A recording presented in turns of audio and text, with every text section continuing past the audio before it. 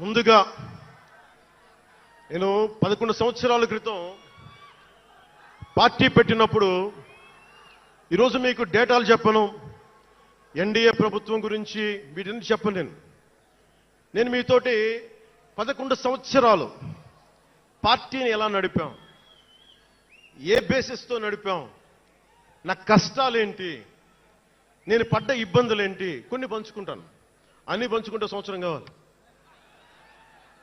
నేను ఓటమిలు ఎలా ఉంటాను, గెలుపులు ఎలా ఉంటాను, మీరు నా గుండెల్లో పెట్టుకున్న వాళ్ళు, మీరందరూ నా గుండెల్లో పెట్టుకున్నందుకు మీకు మించిన కుటుంబం నాకు లేదు. అలాంటి నేను 2014లో ఒక్కడనే కూర్చొని జ్వలిస్తూ మదించిపోతూ మన ఆలోచనతో మదిస్తూ ఎలా చెప్పాలి, పెద్ద రాజకీయాల మీద నా చాలా మందితో కసరత్తులు చేసిన వాడిని కాదు. 2009లో అప్పుడు రాజకీయ ప్రస్థానం తప్ప. 2003లో నేను మా నాన్నకి చెప్పాను ఫస్ట్. ఈరోజు మా నాన్నగారు లేరు, స్వర్గస్థులయ్యారు. మా నాన్నకి మా అమ్మకి 2003లో చెప్పాను, అమ్మ నేను ఒకరోజు పాలిటిక్స్కి వెళ్తాను. మా అమ్మయ్య మా నాన్నకి నచ్చల మాట. శుభ్రమైన కెరీర్ పెట్టుకొని పిచ్చేంట్రా నీగా నేను. కానీ నేను చెప్పలేకపోయినా ఆ రోజున.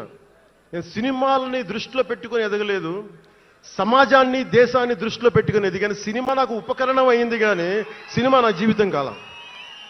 చెప్పలేకపోయినా ఆ రోజున. నన్ను చాలామంది, మీరు అందరికీ నాకు గద్దరన్న ఎలా పరిచయం అనుకుంటున్నారు మీరు?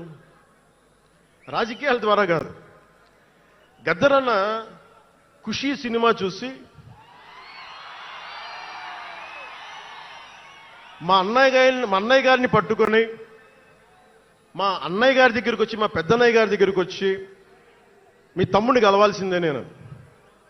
మా అన్నయ్య ఫోన్ చేశారు, అని నేను గద్దర్ గారు కలుస్తారంటారా. నాకు గద్దర్ గారంటే ఇష్టం చిన్నప్పటి నుంచి, మా నాగబాబు గారి దయ వల్ల. సరే కలిస్తే ఆయన ఎంత క్షుణ్ణంగా ఆయన పరిస్థితి చెప్పాడంటే, అరే నువ్వు దేశం కోసం